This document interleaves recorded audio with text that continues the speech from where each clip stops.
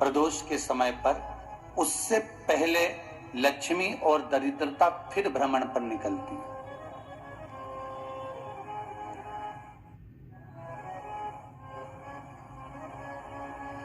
शिव भ्रमण कर कर जब वापिस आ जाते हैं, हिंदू धर्म में पीपल के वृक्ष की जो गणना वराह पुराण में करी गई है, 4 बजे से 7 बजे तक शिव के भ्रमण का समय बताया है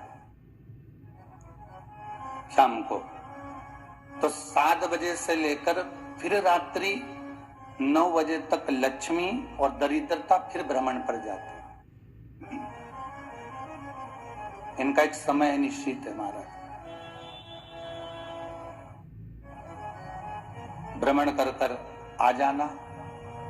अब इस बीच में जब लक्ष्मी और दरिद्रता दोनों निकल कर जा रही हैं, तो दोनों एक भाव रख कर जाती हैं कि आज हमको कहां प्रवेश करना है।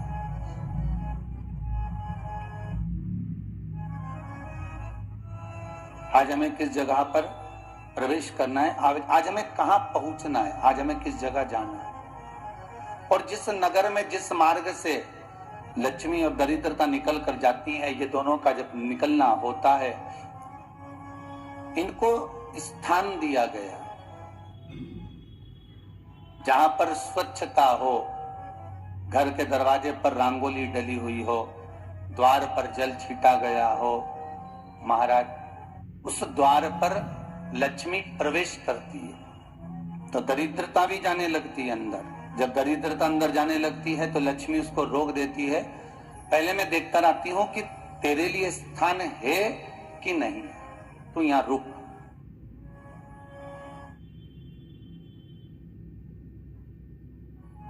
कुछ देर तक दरिद्रता बाहर खड़ी रहती है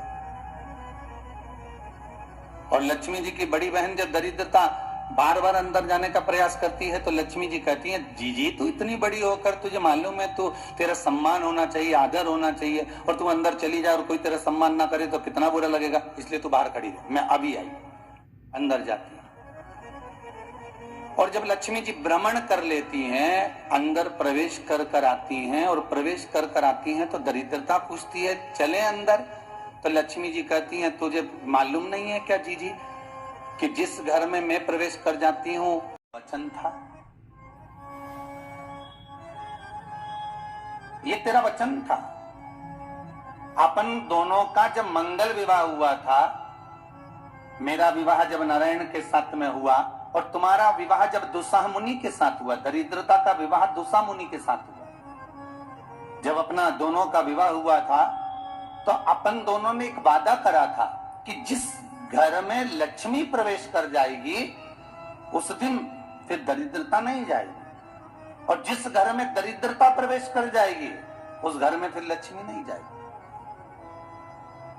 अब जब मैं अंदर देख कर आ गई हूं तो तू अंदर नहीं जा सकती, अर्थात लक्ष्मी के चरण जिस घर में पड़ गए उस घर में फिर दरिद्रता प्रवेश नहीं कर रही। चलते चलते फिर दरिद्रता ने देखा और लक्ष्मी जी इसको लेकर गई और लक्ष्मी जी ने देखा कि इसके दरवाजे पर जल नहीं छीटा गया, इसके दरवाजे पर ना रंगोली डली है, इसका द्वार साफ नहीं हुआ, इसके द्वार पर दीप नहीं है, इसके द्वार पर कलश नहीं है, इसके दरवाजे पर ढेर सारा कचरा पड़ा हुआ है, कोई श्वान कोई कुत्ता गंदगी भी कर कर चला गया है, कहीं बिल्ली ने गंदगी कर रखी है, कहीं जीवों ने कुछ गंदा गिरा रखा है। तो फिर लक्ष्मी जी कहती है, जी जी अब मैं होकर आ गई थी ना, अब तू जा, तू होकर आ।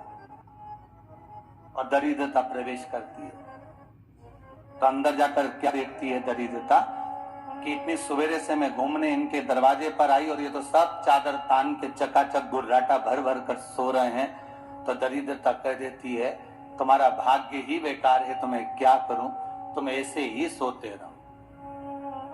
और दरिद्रता गुस्से में बाहर निकल कर आती है, लक्ष्मी से कहती है, लक्ष्मी तू इसके घर में जाना ही मत। तो दरिद्रता को कहती है, जीजी तेरी बात नहीं मानूंगी क्या मैं? लक्ष्मी जी बोली, मैं तेरी बात नहीं मानूंगी, बिल्कुल नहीं जाऊंगी इसके घर में, तू चिंता मत कर, चल आगे चल।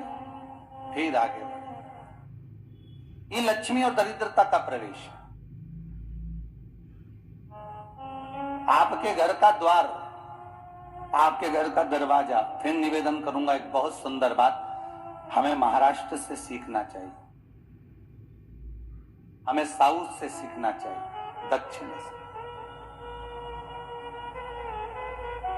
जिस समय पर भक्ति देवी यमुना जी के घाट पर रो रही थी अपने पुत्र ज्ञान और वैराग्य को गोदी में लेकर, समय देवऋषि नारद ने प्रश्न किया था कि तुम कहां पर पोषित हुई हो,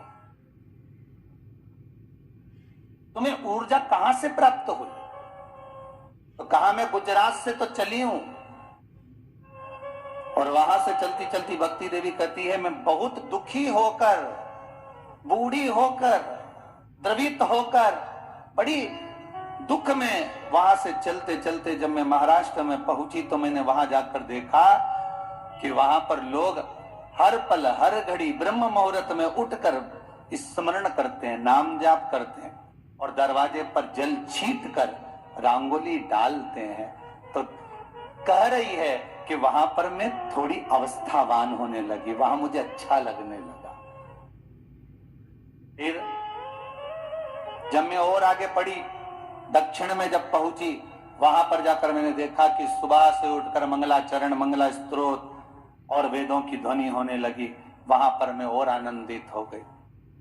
हमें कुछ चीजें महाराष्ट्र से सीखना चाहिए कि वहां रहने वाले जो भगत हैं, वारकरी संप्रदाय के जो भक्त होते हैं, वैष्णव जो धर्म के भक्त होते हैं, उनका नियम है सवेरे के समय घर में पानी है कि नहीं है, पर जब भी वो घर का दरवाजे के बाहर थोड़ा ना थोड़ा पानी तो छींट ही देते हैं। और छींटने के बाद फिर वहां पर अपने यहाँ तो दिवाली पर रंगोली बनती है जी, और वहां पर रोज की रंगोली बन जाती है कि कभी हो सकता है परमात्मा राह भूल कर हमारे घर में प्रवेश कर जाए, इसलिए वहां प्रतिदिन की रंगोली,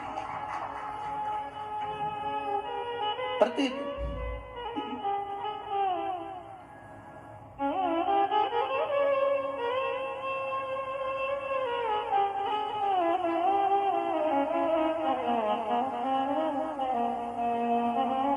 हमें सीखना चाहिए थोड़ा सा। आज के जमाने में तो बहू अपने कमरे की झाड़ू लगा ले, वो भी बहुत बड़ी बात है। हो खड़ी खड़ी बहू ये देखती रहेगी कि नौकरानी सही से झाड़ू लगा रही, वहां से लगा के लाओ, इधर से हट के ले जाओ, वहां से कचरा सोरो, वहां से पोछा लगाओ।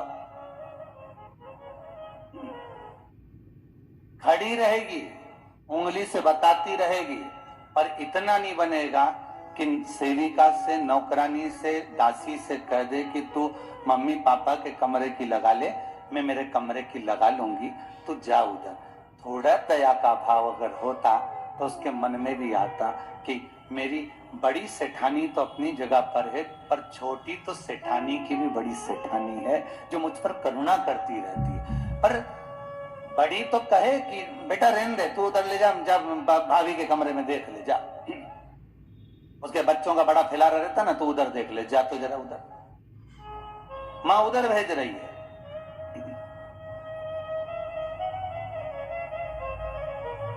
थोड़ा सेवा का भाव हमारे भीतर